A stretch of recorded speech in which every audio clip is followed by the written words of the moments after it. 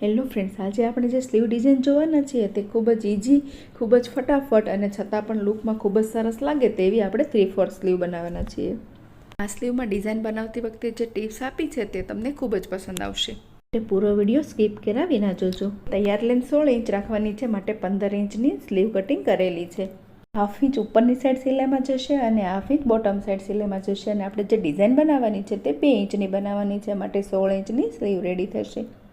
સ્લીવના બોટમમાં design બનાવવા માટે same કલરનું કોન્ટ્રાસ્ટ ડિઝાઇનનું કાપડ લીધેલું છે. આ કાપડમાંથી બોટમની સાઇઝ પ્રમાણે કટિંગ કરીશું. તો સૌપ્રથમ સ્લીવને આ રીતે ઓપન કરી અને બોટમ માપીશું. અને જે બોટમની સાઇઝ હોય તેના કરતાં ડિઝાઇન માટેનું કાપડ 2 ઇંચ એક્સ્ટ્રા લેવાનું છે. મારી પાસે અત્યારે આટલું જ કાપડ હતું એટલે મેં થોડું ઓછું લીધેલું છે. લંબાઈમાં બોટમની સાઇઝ પ્રમાણે લીધેલું છે અને પહોળાઈમાં 4.5 ઇંચ લીધું છે. આ કટિંગ કરેલી પટ્ટીને લંબાઈમાં એકવાર ફોલ્ડ કરીશું અને ફરી વખત જે તમે સ્ક્રીન પર જોઈ રહ્યા છો તે રીતે ફોલ્ડ કરીશું. હવે આ ફોલ્ડ કરેલું કાપડ છે તે આપણી સાઈડ બંધ સાઈડ છે અને આપણા જમણા હાથ સાઈડ પણ બંધ સાઈડ છે અને સામેની બંને સાઈડ ઓપન છે. બંધ સાઈડથી 1.5 ઇંચ ઉપર એક માર્કિંગ કરીશું અને આ રીતે ક્રોસ લાઇન ડ્રો કરી લેશું. જે પ્રમાણે ડ્રો કર્યું છે તે જ પ્રમાણે ક્રોસ કટિંગ કરી લેશું. કર્યા પછી બે પીસ આ રીતે અલગ અલગ બનશે.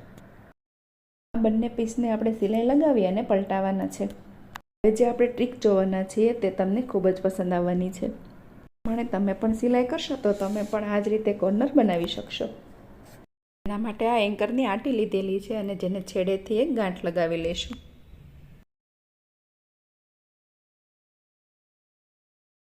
લગાવી લીધા પછી જે કટિંગ કરેલો પીસ છે તેને ઓપન કરી અને તેની રાઈટ સાઈડ આ રીતે એક્ઝેક્ટ સેન્ટરમાં આવે તે રીતે રાખીશું અને ફોલ્ડ કરી લેશું. જે ગાંઠ લગાવી હતી તે કાપડની બહાર આવે તે રીતે રાખવાની છે.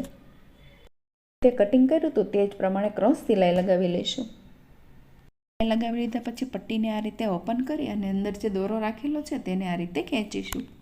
આ રીતે દોરી ખેંચવાથી ગાંઠના લીધે તે વ્યવસ્થિત ખેંચી શકાશે અને કોર્નર ખૂબ જ સરસ બનશે. તે કોર્નર વ્યવસ્થિત બનાવી લીધા પછી એક્સ્ટ્રા દોરો કટિંગ કરી લઈશું અને અંદરની સાઈડથી પણ જે એક્સ્ટ્રા છે તેને ખેંચી લઈશું.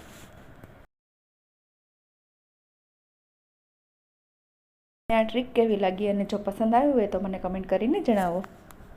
જો તમને આ ચેનલ પર વિડીયો પસંદ આવી રહ્યા છે તો વિડીયોને લાઇક, શેર અને સબસ્ક્રાઈબ કરી દેજો, જેથી તમે પણ આવા દરેક નવા વિડીયો જોઈ શકો.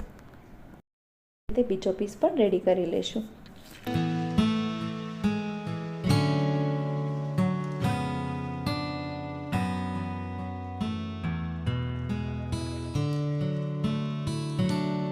એક સ્લીવ માટે 2 એમ બંને સ્લીવ માટેના 4 પીસ રેડી કરી લીધા છે અને ઇસ્ત્રી પણ લગાવી લીધી છે. ઓપન સાઈડ છે ત્યાં સિલાઈ લગાવી લઈશું. કરેલા પીસમાંથી ડિઝાઇન કેવી રીતે બનાવવાની છે તે જોઈશું.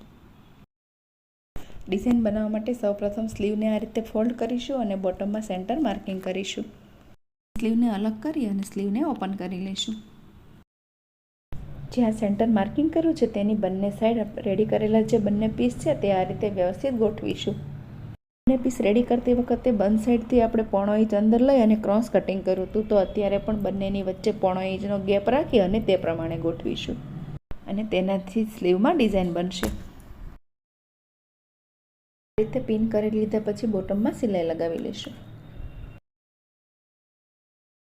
આ રીતે સિલાઈ લગાવી લીધા પછી જે સિલાઈવાળો ભાગ છે તે સ્લીવ સાઈડ રાખીશું અને સ્લીવની રાઈટ સાઈડથી ઉપરની સાઈડ એક દાંતીનું માર્જિન રાખી અને સિલાઈ લગાવીશું.